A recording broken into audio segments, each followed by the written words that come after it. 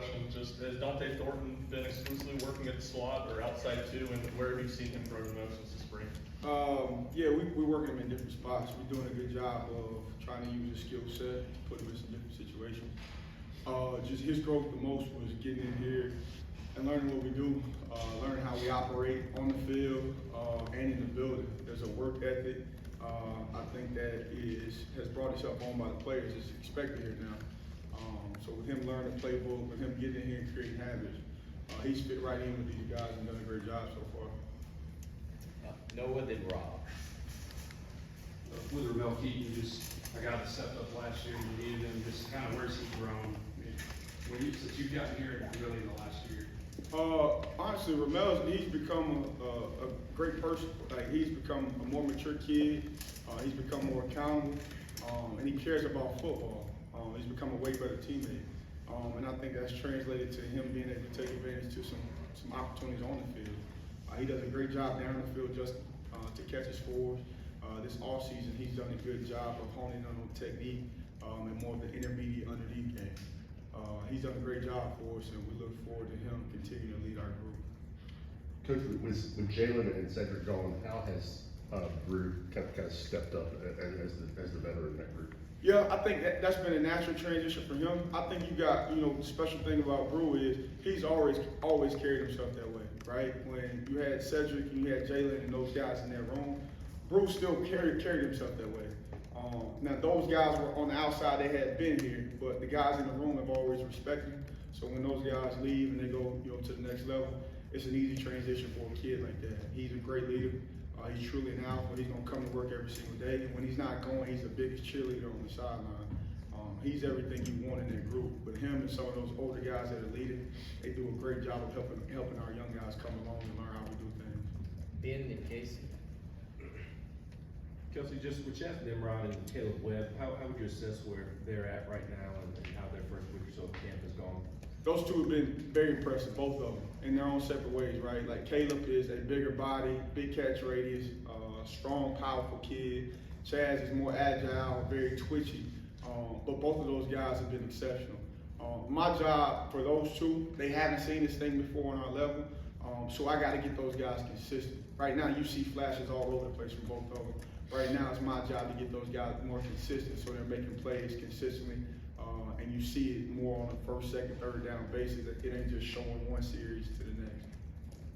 Family is one of Dante Thornton's biggest values. Have you been able to see that come to life yet inside the wide receiving room? And how important is it to have that value inside of a football program? Man, I think that's a huge reason why we got the kid. I really do. I think in recruiting, you find things that kids are that are important to them. I think you have to sell those points. One of the reasons we got him is our relatability as coaches and the players. Like, he came here and he fit right in with the players, and to me that's a seamless transition. Because when you're working hard at a common goal, when that environment is comfortable for you to work hard in, like, it's easier for me to give it everything I got. When I'm worried about who's around me or I'm comfortable with the people around me, like, it's gonna be that much harder for me to really strain. So Dante's come in, and he's like gel, and he's been a glue guy for our group. They all, crack jokes and on social media together. It's like we didn't even, he's been here the whole time almost. Adam and Austin. Bruce said that last year he got a little too emotional sometimes during games. He would let anger linger a little bit. I'm curious to know if you ever addressed that with him, and because he seems like a chill guy, that he wouldn't be angry. Did you ever talk to him about that? Yeah, he's a Cali guy on the outside, but on the inside, man, he's one of the most fierce competitors I've been around. And I think some of that came naturally with Bruce. He came here wanting to prove himself, and you have to fight a fine line when you're that type of player. There's a duality, right? I want to be aggressive, and I want to be urgent, but I can't press, right? And when he got in some of those situations last year, he's like a bull in the china shop. I think this year he's able to take some of that load off, still be accountable, but you see him play a lot more smoothly. He is tense because he's seen a year in, and he's got an expectation of what we do and what this league is, and he's been awesome for him. KP, you're going to be a dad here in a few weeks. Congratulations, by the way. That's inside information. But when you're going through fall camp, and then of course you got your wife who's expecting, how are you balancing juggling that from a dad, soon to be dad / coach perspective when you're trying to got this feverish time of year? That's a great point. I think I'm still learning, man. I could probably get some pointers from you guys, the dads in the room. But for me, man, I treat these kids just like I would treat my own. I want to make sure I'm giving everything I can to these guys, and then when I'm at home, I'm giving everything I can to my wife and my family. And the special thing about that is, man, these guys are just as involved as with my family as I am with theirs, right? Like, I had 3 or 4 guys drop off like kids books, like their favorite kids books, like the Cat in the Hat and Dr. Seuss series. Like, for me, that's heartwarming because it lets you know the guys that you invest in are willing to invest back in you. So that kind of gives me, you know, some pride, and I take a lot of pride in that. It speaks back to that family feeling we were just talking about. When they see, you know, the time and the effort that I put into them, they're that much more willing to do that with my son and my kids in the future. That gives you a good feeling. That lets you know you're in the right direction. You got a good coach. Reese and Caleb? You speak about family. Plenty of VFLs are being successful in the NFL. When you see Cedric Tillman and Jalen Hyatt shining in training camp, how much pride does that bring you as being their former coach? Man, I think it's awesome to see, but quite frankly, like, that's the expectation, right? Like, you hear a lot of people say about the offense and this and that, and, you know, people make up what they want to in recruiting. Like, this offense helps guys win in one-on-one matchups. That league is all about one-on-one matchups. So the things that those guys are doing there, it's an expectation by everybody in this building that they're going to win in situations like that. And we look forward to seeing those guys. You know, texts back and forth with those guys between games, between practice are awesome.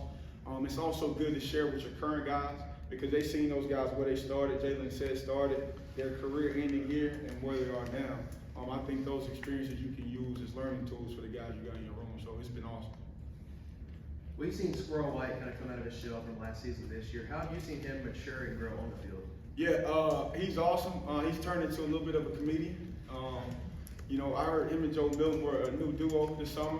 That was news to me. But seeing him open up and be more talkative and his personality come out, like, you know, that's only better for the rest of the room. Squirrel's a vibrant light on and off the field. When he's around the guys, everybody lights up. When he's on the field, it's contagious. Everybody's willing to play harder. But seeing that personality show in the room has been awesome. It's been really good. Adam, Rob, and Austin. Seems like we hear a different wide receiver is like best friends with Joe. Is that, should your wide receivers trying to build a relationship off the field with their quarterback? I think that's always a good thing when wide receivers and quarterbacks are clicked up like that. I think, you know, that helps them build camaraderie off the field. Obviously, when you're in my foxhole and I know who you are, I know what you've been through, that just makes us in the fourth quarter a lot more deadly because guys are willing to go to battle for those that they know, all right, that are right next to them. It's been cool to see. It's been cool to see Joe's maturation. You know, when he got here, you know, and where he is now, it's like 2 completely different people. He's matured a ton. It's fun to see him on the practice field. You know, outside of the physical gifts, you see him interacting with guys in between drives, coaching them up, talking about what they see. And he's not always talking, he's listening too, which to me shows you he's a good leader. And he's willing to listen and apply on his end as well. So seeing all those guys mature, man, has been phenomenal for us. And we look forward to continue taking a jump this training camp. Coach, you just mentioned this and made me curious. I think probably a lot of fans are curious about Jalen and Cedric and maybe being critical of the pre-draft. People maybe being critical in the pre-draft process because of the offense, and I think a lot of people, we heard about Hendon too. How much he battled that on the recruiting trail? And, you know, same thing, how much, you know, validation is it that you've got those 3 guys in those last draft to point to? 100%. You know, I think what people don't understand, they try to just kind of make up, right? But it's my job as a coach to answer questions in the recruiting process, right? Like, our offense, you know, puts guys in situations to win one-on-one matchups. Defenses are supposed to stop guys in those one-on-one situations, right? Like, it doesn't matter at the end of the day what the scheme is, what the play call is. Like, I'm giving a technique to beat a defensive player. He's giving a technique to beat me. If I'm beating him 10 out of 10 times, like, I can translate that on any level, and that's what it comes down to. Now, guys have different skill sets. You show those in recruiting, right? Guys are put in different spots. You show those in recruiting. But at the end of the day, you got to win your matchup, and that's what it is. That's what those guys have learned to do, and that's what they showed on Saturday. And that's why they're successful in the league. And there's no rhyme or reason to why they're doing it besides, you know, it transitioned from what they did in college. when you look at Ramel, you talked about all the growth he's had and everything. He's wearing a new number. Can sometimes it be as simple as just kind of like look good, feel good, play good type thing, you know? And then two, like, have you ever kind of caught up like who's number 9? Like, I mean, does it ever kind of catch you off guard out there? Yeah, it probably happened the first couple of days, but you know, I think sometimes guys need new numbers. I'm all about looking good, feeling good, but at the end of the day, we got to get results, right? Like, man, if you're wearing 99 and you're the best player in the country, like, you probably gonna be in 99. Like, so Ramel's been awesome with that transition. He hadn't missed a beat. He looks just like the old number 80 there. He's improved in some areas, so I look forward to seeing more from 9 on the field. Wes and Ben? Speaking of Ramel, Kelsey, at what point when you got here did you realize what sort of player Ramel could be? Because he was a big time prospect and then didn't get off to the start maybe he wanted, at least as a pass catcher anyway. But at what point did you see what he could be, and how close is he to being that player? I think it was last spring. I think we had a guy go down, and Ramel kind of transitioned into more of a starter role last spring. And I think it was at that point when you started to see him play and show what he could really do. And the funny thing about that, life comes full circle. We get to the season and the exact same thing happens. The guy in front of him went down, and he was a reserve. He came in and made a bunch of plays for us in critical situations. So I think, man, that's why it's so important in practice to push these guys to their limit. You know, when guys go down or you got a guy out for a day or two, and you got to treat the next guy as if he's a starter. That way, during the season when those things happen, you don't skip a beat. Guys don't flinch. They just continue to go and roll. And we can truly create a unit that way. I think we're getting to that point to where our unit is becoming more holistic, where we can plug and play guys wherever. Kelsey, I wanted to ask you about your 2 true freshmen. Just what have you seen from Nate Spillman and Nathan Leacock so far? Both of those guys have been great in the classroom.